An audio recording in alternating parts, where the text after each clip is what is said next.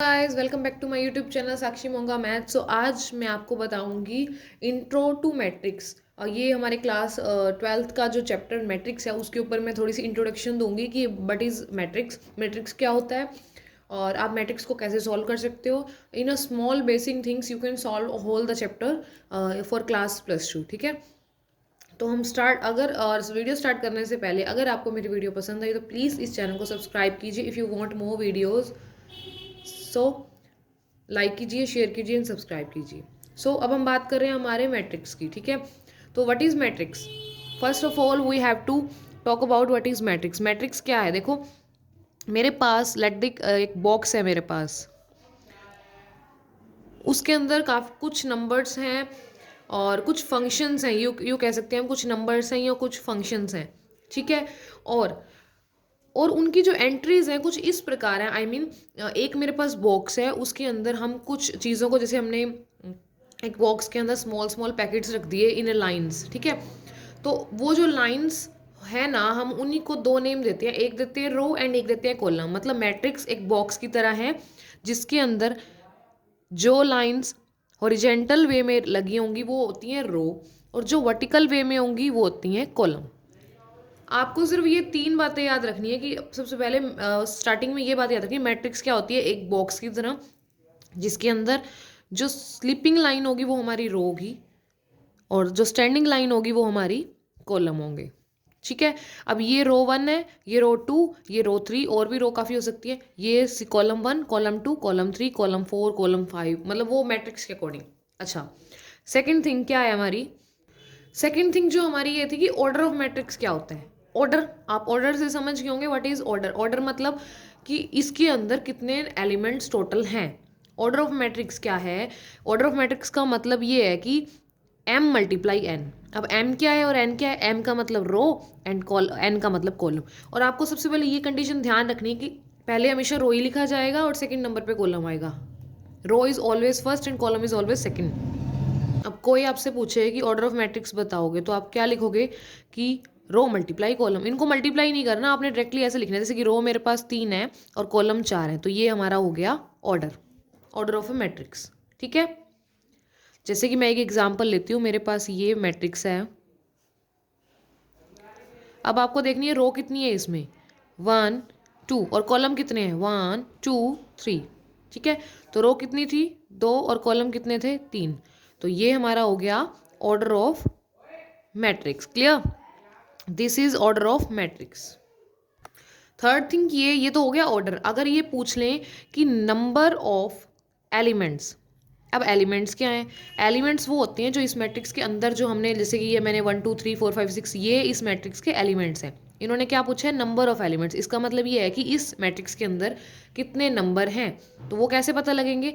जो हमने ऑर्डर निकाला था ना, उसको मल्टीप्लाई कर दोगे तो आंसर मेरे पास क्या आया, 6। और ये 6 क्या है? हमारा नंबर ऑफ एलिमेंट्स। मतलब ऑर्डर को हम लिखते हैं एज इट इज़ मल्टीप्लाई की फॉर्म में, और नंबर ऑफ एलिमेंट्स को हम मल्टीप्लाई करके जो आंसर आएगा वो होगा हमारा नंबर ऑफ एलिमेंट्स। तो ये तीन अलग अलग चीज़ें हैं। What is matrix? मैट्रिक्स के अंदर नंबर होते हैं, वो एलिमेंट। ऑर्डर ऑफ मैट्रिक्स को हम ऐसे इस फॉर्म में लिखते हैं, रो हमेशा पहले आती है, कॉलम बाद में आता है, और नंबर ऑफ एलिमेंट्स में जब हम निकालते हैं तो मल्टीप्लाई कर देते हैं, रो को भी कॉलम को भी। मतलब रो अगर 4 है तो कॉलम 3 है, तो 4 3 जा 12, तो 12 हमारे पास नंबर है इस मैट्रिक्स के अंदर, या नंबर ऑफ एलिमेंट्स है इस मैट्रिक्स के अंदर। क्लियर? अब उसके बाद हम आती है हमारी बात कि मैट्रिक्स की टाइप्स कितनी होती हैं। What is type of matrix? अब टाइप्स बताने से पहले मैं आपको एक एग्जांपल बताऊंगी कि इन्होंने बोला है कि एक मैट्रिक्स है हमारे पास जिसके अंदर 8 एलिमेंट्स हैं। क्या बोला है इन्होंने? एक मैट्रिक्स है जिसके अंदर 8 एलिमेंट्स हैं।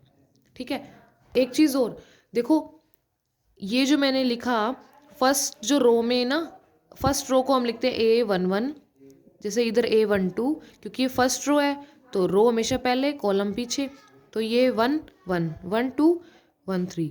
इधर 2 1, क्योंकि सेकंड रो शुरू होगी, इसको 2 2 लिखते हैं, इसको 2 3, और एज इट इज़ ही चलता रहता है। ये 1 से ये 3 1 3 2 3 3, एज इट इज़ ही चलता रहेगा। ठीक है, ये 4 1 4 2 4 3। ठीक है, तो अब इन्होंने बोला है कि 8 एलिमेंट्स हैं। 8 एलिमेंट्स का मतलब कि इसके अंदर 8 एलिमेंट्स हैं एक मैट्रिक्स के अंदर। क्लियर? तो एलिमेंट्स हैं इस मैट्रिक्स के अंदर, तो हम क्या निकालना है हमें इसका, what are the possible order, order निकालना है। ऑर्डर का मतलब इस फॉर्म में लिखना है, मतलब रो कितनी हो सकती है कॉलम, तो मतलब क्या करेंगे हम 8 को कितने टुकड़ों में कर सकते हैं, जैसे कि मैंने बोला 8 को हम कैसे लिख सकते हैं, मल्टीप्लाई में लिखना है, 2 4 ज़ा 8, 4 2 ज़ा 8, 8 1 ज़ा 8, 1 8 ज़ा 8, ठीक है। तो मतलब पहले नंबर पे रो होती है, दूसरे नंबर पे कॉलम, मतलब इसकी 2 रो और 4 कॉलम बन सकते हैं। रो पहले नंबर पे, कॉलम दूसरे नंबर पर, 4 रो और 2 कॉलम, इसमें 8 रो और 1 कॉलम, इसमें 1 रो और 8 कॉलम बन सकते हैं। इसका मतलब ये है, क्लियर। तो ये था हमारा एग्जाम्पल कि 8 एलिमेंट्स हैं, मतलब हम एलिमेंट्स को कैसे डिवाइड कर सकते हैं, जैसे कि इसमें मैट्रिक्स दी होती थी, हमें एलिमेंट्स निकालने होते थे, बस हमें उसका इन्वर्स करना है, ठीक है। अब हम बात कर रहे हैं हमारे टाइप्स ऑफ मैट्रिक्स की।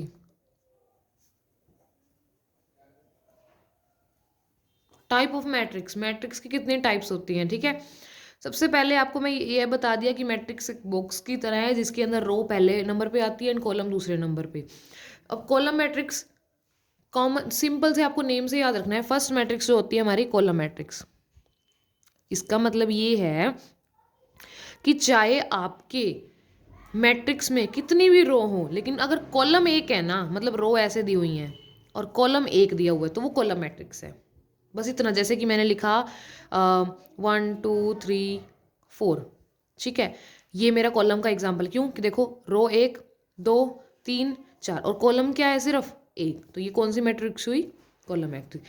एज इट इज दूसरे नंबर पे जो हमारी मैट्रिक्स है वो है रो मैट्रिक्स। तो आपको नेम से पता लग गया होगा कि इसमें रो एक होगी और कॉलम काफ़ी सारे 2 3 वट एवर, मतलब इन्फिनिटी हो सकते हैं। तो रो का जैसे मैंने ये लिखा, अब मैंने आपको बताया था कि कॉलम होता है वर्टिकली और रो होती है हॉरिजेंटली। हॉरिजेंटली एक ही लाइन है, रो एक है, और कॉलम कितने हैं, 4, रो एक कॉलम 4।